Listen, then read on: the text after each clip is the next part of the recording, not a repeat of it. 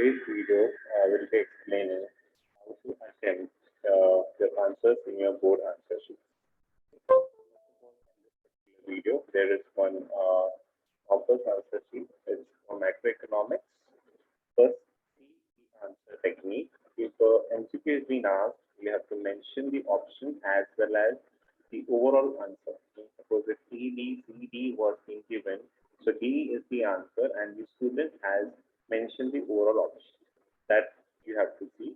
Secondly, students, after that, moving on to the theoretical portion, that how the theoretical portion is to be attempted, always please submit your answer in points. Suppose this was a question in which we have to explain indirect text.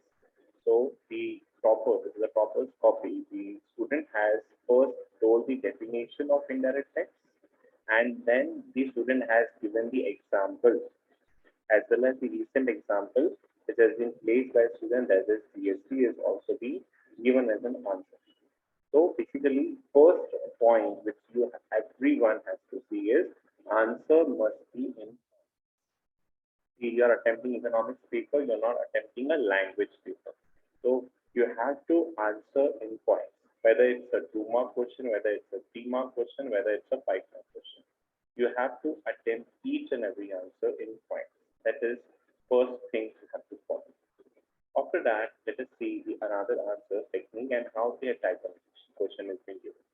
Okay, now, if you are going for a diagrammatic question of AB and A, now if these kind of questions are there, first and foremost, please make a well-labeled diagram. In that case, please mention what you are taking on y-axis, what you are taking on x-axis, whether suppose it is inflation or it is deflation, whether it is excess demand or deficient demand. Please mention that very particularly in your diagram. That has to be explained, because many a times in the marking schemes, students, I will be showing you the marking schemes of board also. Many a times in the marking schemes, diagram is also carrying marks. And if you are not showing the diagrams, what is the clear picture? We as an examiner will be deducting marks. Secondly, you can see the answer technique of the students. He has mentioned the answer of excess demand as appropriate points. This was a question of 6 marks. So in that case, the student has prepared the diagram and also have explained the situation very well. That's the only cause of concern, that every answer to be given in points. Secondly, suppose a question comes that state the reason. So first of all, foremost, when a true-false question comes, justify whether it is true and false. First of all, whether it is correct or incorrect. Mention that whether the statement is correct or whether you defend or refute the statement, because many a times what happens, the marks are being there for justification of the statement as well. And if you are stating the reason directly and you are not giving justification, then deduction of marks can be there. So here, suppose there was a question in which they have to identify whether the revenue receipts are there or it's particularly capital receipts. Now, this was a portion of term 1 government budget, but before it was a theoretical portion. So the particular student has identified that and has given the reason that why the particular option has been considered as the revenue receipt. So similarly, in your case also, if a reasoning question comes, see, a certain reasoning questions are already asked, but if here justification question comes, true and false question comes, so in that case, you have to justify with start your answer with justification. After that, the national income question will definitely come. One of the method will be asked. So my suggestion is, please solve the national income question in a tabular manner. It will give a clear-cut picture and it will also state the formulas. You can also solve by paragraph. Suppose if you are starting with GDP at MP, so this is expenditure method, the particular student has stated the formula. But when you are presenting in a tabular manner, that gives a very clear picture that what formulas are used. Okay.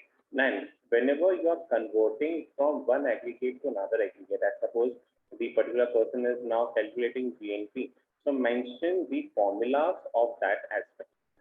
That how I'm converting to GNP when NNP and NP is given and how it has been converted. Every particular formula must be mentioned by the student, then only clear-cut overall full answer will be there. This is the copy which was 80 out of 80 copy. Before it was macro situation. So that copy I am giving as a reference. ID reference I am unable to show you because ID at that moment was not there. Now, coming on to suppose ADAS question. Again, the student has given a diagram for that. Maybe the situation is AD is less than AS. So what happens in that case? Justification. Given situation when AD is equal to AS, it means AD is less than AS. It means there is more supply of goods and less demand due to unutilization of stock, produce suffers the losses. Now, when AD is greater than AS, he will cut down his production to reach the equilibrium level so that AD is equal to AS, that is your equilibrium approach. Either AD is equal to AS approach can be asked, or either S equals to I approach can be asked, that you have to judge. Okay. Secondly, students, you have to just make the diagram. See, but your student has made the diagram of S equals to I approach as well, and it is properly labeled. Every particular thing, y-axis has been labeled, x-axis has been labeled. They have been given that is the saving is greater than investment, and here it is saving is less than investment. Here this is being given that is an equilibrium point where S equals to I, and there is a break-even point also when saving is equal to 0. That has been not highlighted, but that was not being asked. Maybe the question would be different. So here the only difference is just make your answer as much presentable as you can. Secondly, always start your answer from a very fresh page. When you are attempting a 5-mark question, please start it from a fresh page so that you will have a clear space for attention. There are pages are the page limits are not going to take supplementary also if you want in that case, but please attempt your 5-mark questions from a fresh page. That is my thought of concern. Great. Coming on to next thing, beta, whenever suppose difference points are to be given, make a habit of mentioning the basis also.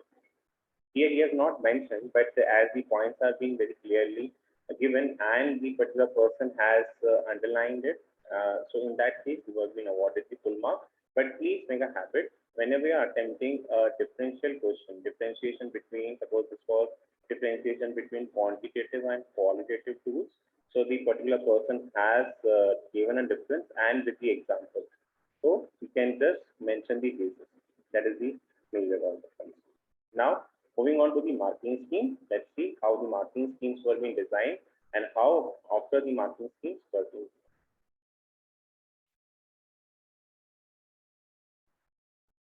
Now, students, this is a marking scheme and this question has also been mentioned.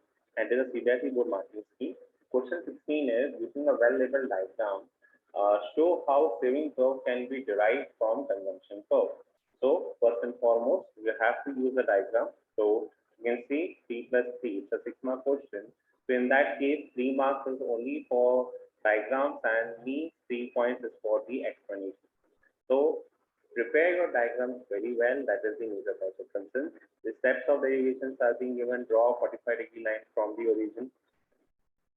Then determine the break-even point. You have to draw what? You have to draw saving curve from the consumption curve. So where the income and consumption are interacting, that is your break-even point. That is break-even point B.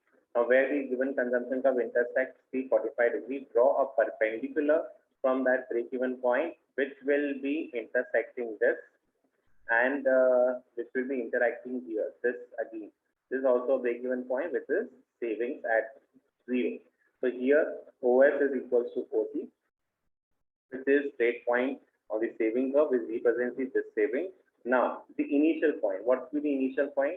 Beta, if this is consumption curve, suppose autonomous consumption is 10. So if it is starting from here 10, your savings will start from minus 10 because the consumption, this has to be given. Suppose consumption curve was C is equal to C bar plus B1. So saving is what? It is minus C bar plus 1 minus B1. You can mention these algebraic expression. So this 3 plus 3. Make sure when you are attempting a diagrammatic question, it has to be given in that manner. I hope you are able to understand the overall video. Thank you for this.